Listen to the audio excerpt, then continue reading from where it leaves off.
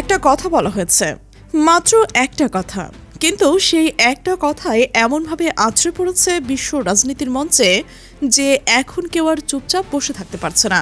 কথাটা বলেছেন ইরানের IRGC জেনারেল ইব্রাহিম জাবারি।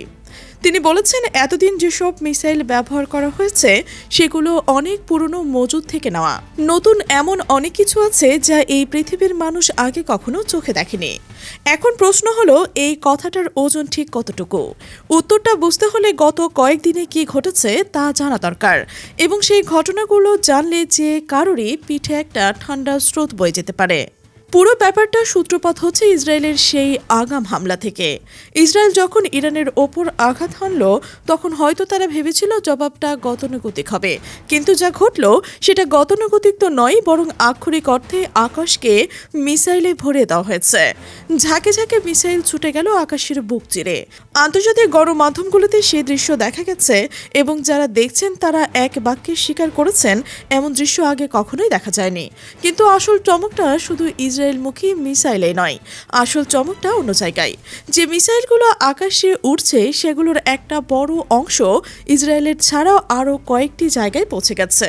কাতার, বাহরাইন, এমনকি কুয়েতের আলী আল সেলিম এয়ারবেস পর্যন্ত সফলভাবে এই মিসাইলগুলো গিয়ে পৌঁছেছে বলে বিভিন্ন আন্তর্জাতিক সূত্রে জানিয়েছে।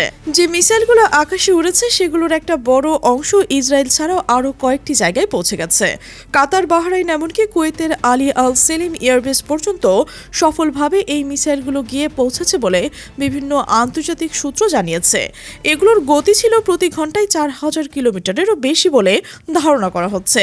সেই হিসেবে বিশেষজ্ঞরা অনুমান করছেন এগুলো হতে পারে খেইবার মিসাইল। কাতারের পক্ষ থেকে অবশ্য দাবি করা হচ্ছে তাদের প্রতিরক্ষা ব্যবস্থা বেশ কিছু আঘাত সফলভাবে ঠেকাতে পেরেছে, কিন্তু এই দাবির আড়ালে যে সত্যটা লুকিয়ে রয়েছে সেটা আরও গভীর এবং আরও উদ্বেগজনক।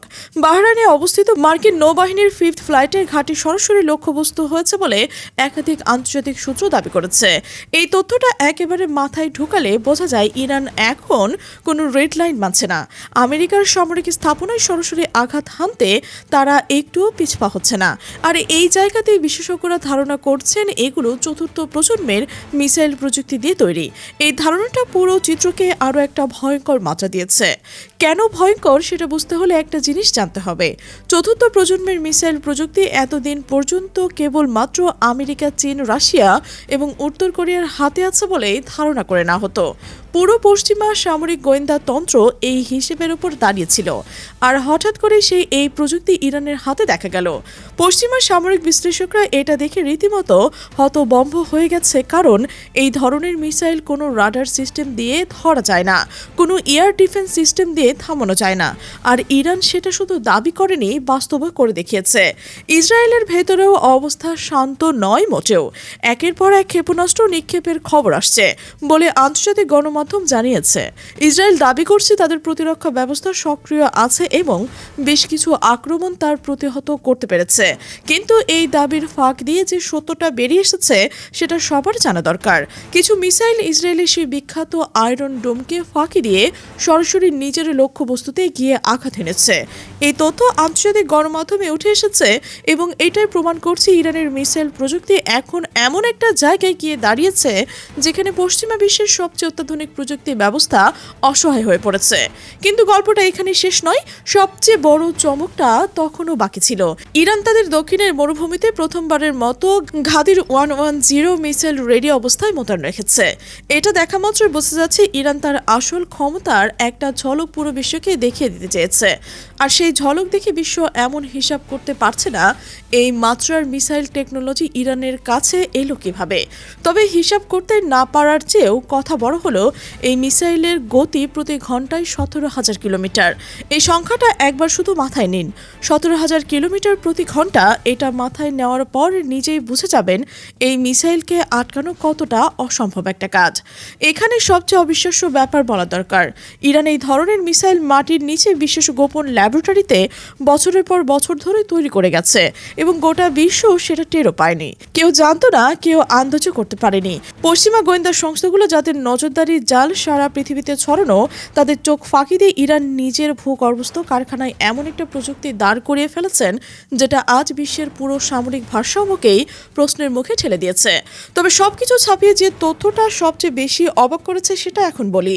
এটা পৃথিবীর প্রথম কোনো মিসাইল যেটা একটা নির্দিষ্ট জায়গায় আকাশকে দাঁড়িয়ে থাকতে পারে। শুনতে রূপরেখার মতো লাগলেও ইরান এটা বাস্তব করে দেখিয়েছে। মানে এই মিসাইলকে মাঝ আকাশে স্থির করে রাখা যায়, এটা আকাশে থেমে থাকবে ঠিক যেন কেউ একটা জায়গায় দাঁড়িয়ে রয়েছে, আর যখন মনে হবে তখন যে কোনো দিকে পাঠিয়ে দেওয়া যাবে। সামরিক বিজ্ঞানের দিক থেকে এই ক্ষমতাকে প্রায় অকল্পনীয় বলে ধরা হতো, কেউ ভাবেনি এটা সম্ভব। আর এই ক্ষমতার কথা জানাজানি হওয়ার পর আমেরিকা সহ পশ্চিমা বিশ্বের দেশগুলো রীতিমতো হইচই পড়ে গেছে, কারণ এমন একটা মিসাইলের বিরুদ্ধে পৃথিবীর কোনো প্রতিরক্ষা ব্যবস্থা কাজ করবে কিনা সেটা এখন সবচেয়ে বড় প্রশ্ন হয়ে দাঁড়িয়েছে। এদিকে আরব আমিরাতের আকাশেও একই চিত্র দেখা গেছে, একের পর এক দ্রুতগতির মিসাইল সেই আকাশ দিয়ে উড়ে যেতে দেখা গেছে। আন্তর্জাতিক প্রতিবেদনগুলো বলছে এগুলোর গতি ছিল 4 থেকে 5,000 কিলোমিটার প্রতি ঘন্টায়। বিশেষজ্ঞরা ধারণা করছেন এগুলো ইমদাদ সিরিজের মিসাইল। কয়েকটি মিসাইলে ভেঙে পড়া অংশ বিশ্লেষণ করে তারা মনে করছেন এগুলো ইমদাদ সিরিজের 1800 কিলোমিটার রেঞ্জের মিসাইল। আকারে এগুলো বেশ বড়, প্রায় 17.5 মিটার লম্বা হয়ে থাকে। লিকুইড ফুয়েল দিয়ে চলে পটে, কিন্তু এদের গতি এতটাই বেশি যে সেটাই এদের বিপজ্জনক করে তুলেছে আরও অনেক বেশি মাত্রায়। আরও একটা তথ্য এসেছে যেটা গুরুত্বের দিক থেকে একটুও কম নয়। গভীর রাতে সেজিল সিরিজের একটি মিসাইল ওড়ানো হয়েছে 8 মাস আগে। ইসরায়েলের সাথে যখন উত্তেজনা তুঙ্গে ছিল তখন শেষবার এই সিরিজের একটি মিসাইল পরীক্ষামূলকভাবে ওড়াতে দেখা গিয়েছিল। এই মিসাইল আকাশে 17,000 কিলোমিটার প্রতি ঘন্টার বেগে ছুটে যেতে পারে। দেখলে মনে হয় আকাশ দিয়ে হয়তো কোনো রকেট চলে যাচ্ছে, কিন্তু এই মিসাইল সবচেয়ে ভয়ঙ্কর দিক হলো এটা সোজা পথে চলে না, নিজের মতো করে আঁকাবাঁকা পথ ধরে এগিয়ে যায়। তাই শত্রুপক্ষের পক্ষে এটা ট্র্যাক করা একেবারে অসম্ভব। কোনো রাডার সিস্টেম এটার গতি ধরে রাখতে পারে না, এয়ার বেস সিস্টেম এটাকে আটকাতে পারে না, কারণ এটা কোনো নির্দিষ্ট পথ ধরে চলে না যে আগে থেকে আন্দাজ করা যাবে এটা কোন দিকে যাবে। এতটুকু দেখলে পুরো বিশ্ব নীরব, কেউ মুখ খুলতে পারছে না, কারণ যা এখন পর্যন্ত দেখা গেছে সেটাই যথেষ্ট পরিমাণ ভয়ঙ্কর। আর তার ওপরও ইরানের সেই IRGC জেনারেলের কথাটা ভুলে গেলে চলবে না। তিনি পরিষ্কার করে বলে দিয়েছেন নতুন সিরিজের কোনো কিছুই এখনো সামনে আনা হয়নি। এই কথাটাই সবচেয়ে বেশি ভাবাচ্ছে সবাইকে। তাহলে ইরান ঠিক কি আনতে চলেছে? যদি পুরনো মজুদের মিসাইল দিয়ে মধ্যপ্রাচ্যের এই হাল হয়ে থাকে, তাহলে আমেরিকার সামরিক ঘাঁটি থেকে শুরু করে ইসরায়েলের আয়রন ডোম পর্যন্ত অসহায় হয়ে পড়েছে, তাহলে নতুন সিরিজ ঠিক কি অপেক্ষা করছে সেটা কল্পনা করাও কঠিন। সেই ক্ষমতা কতটুকু হতে পারে সেটা এখন প্রশ্ন বিশ্বের সামরিক বিশ্লেষকদের ঘুম কেড়ে নিয়েছে। সেই ক্ষমতা কতটুকু হতে পারে সেই একটা প্রশ্নে এখন বিশ্বের সামরিক বিশ্লেষকদের ঘুম কেড়ে নিয়েছে। ইরান তার গোপন শক্তির খুব সামান্য একটা টুকরো দেখিয়েছে, এবং সেই সামান্য টুকরোই গোটা পৃথিবীকে নতুন করে ভাবাতে বাধ্য করে দিয়েছে।